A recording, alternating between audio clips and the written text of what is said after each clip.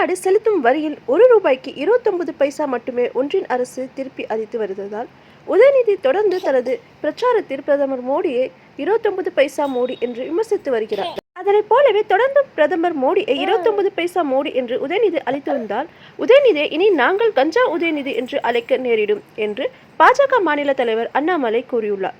ஈரோட்டில் தொடர்ந்து பிரச்சாரத்தில் பேசிய அண்ணாமலை, நாங்கள் மரியாதையாக அரசியல் செய்து வரும் போதிலும் நீங்கள் கோட்டை தாண்டினால் நாங்களும் தாண்ட நேரிடும் என்று எச்சரித்து விடுத்துள்ளார்.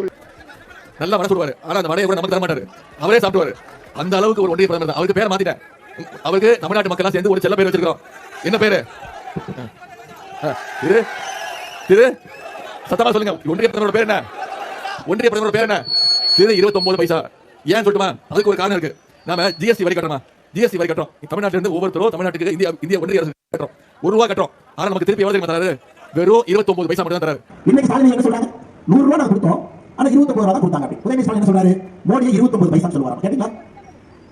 அப்ப நம்ம தமிழர்கள் சொல்றாங்க, அப்ப உதயநிதி ஸ்டாலின் கஞ்சா உதயநிதி ஸ்டாலின் சொல்லிடலாமா? நீங்க வந்த பிறகு தமிழகத்துல கஞ்சா பழக்கமே அதிகமா இருக்கு. இன்னைக்கு தமிழகத்துல கஞ்சா விற்கலாம் பிடிக்கணும்னா அறிவாலய வாசலுக்கு போனா போட்டோ எடுப்பான். அவன் அப்படியே வண்டியில் ஏற்றி வந்து அவனை பாத்தீங்கன்னா குரூப்ல ஜாஃபர் சாதிக்ல இருந்து தமிழகத்துல முன்னாடியில குற்றப்பணியில் யார் இருக்கிறாங்களோ அவர்கள் எல்லோரும் திராவிட முன்னேற்ற கழகத்தினுடைய ஆட்சியில வரிசை கட்டி போட்டோ எடுத்து நான் முக்கியமானவன் காட்டு.